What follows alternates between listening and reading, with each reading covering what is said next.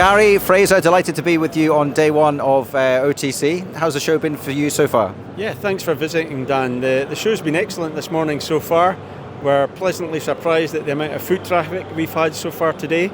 We've seen a number of customers already, and there's actually been a few clients that have visited the stand this morning that could result in some new business for us moving forward. So far so good today. We look forward to a busy week. Excellent, so great start. Just for those unfamiliar, give us a quick overview of the company. Yeah, Balmoral, based in Aberdeen. We've been in existence now for over 45 years.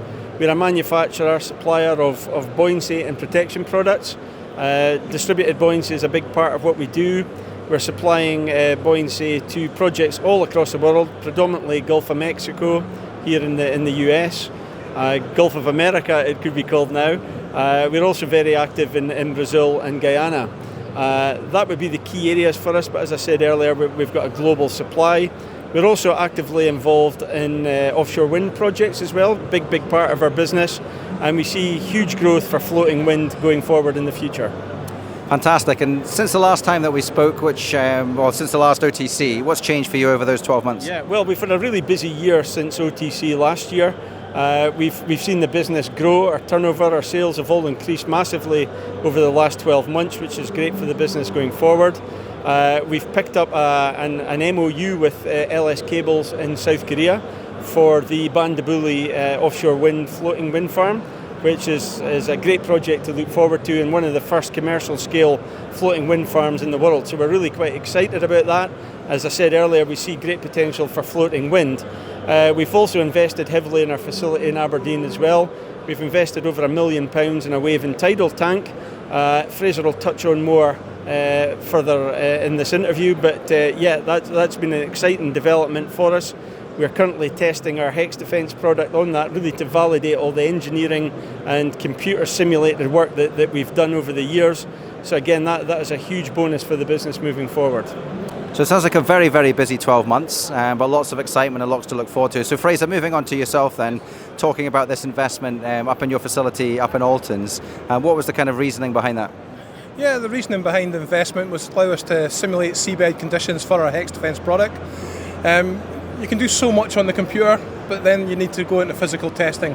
So the computer gives us the initial basis of the product, but then the testing allows us to understand the edge conditions and the centre winnowing conditions of the product so that we can really refine the design and make sure that we are protecting the seabed from scour erosion. Excellent. So on those technicalities, why the decision for Hex Defence as opposed to more traditional methods like rock dumping? Well, one thing with Hex Defence is it gives you certainty. There's a lot of questions on how long will the rock last, do you have to go and top up the rock? Also on the installation, it's a fixed process. Hex Defence just gets craned into the position and then it's there for the life of the field.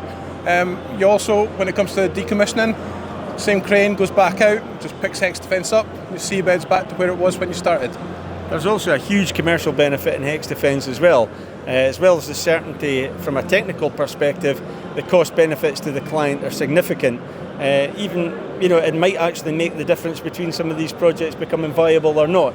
So Hex Defence is a game changer for the industry, and again another product that we're really, really excited about in the future. Excellent. And in terms of the facility itself, is this something specifically for Balmoral or will it be open to third parties? At the start, over the next couple of months, we'll be using it for our Hex Defence validation, but after that it's open to the market. It does all the wave, tidal conditions. It's all got craneage, we've got seabed conditions we can put into the vessel. So yeah, it's a good opportunity for others to use, and it's something that was lacking in Aberdeen. Excellent. So final question really on the future, kind of next 2 or 3 years. Where do you see Balmoral over that period? Yeah, we are forecasting further growth for the business over the next 3 to 5 years.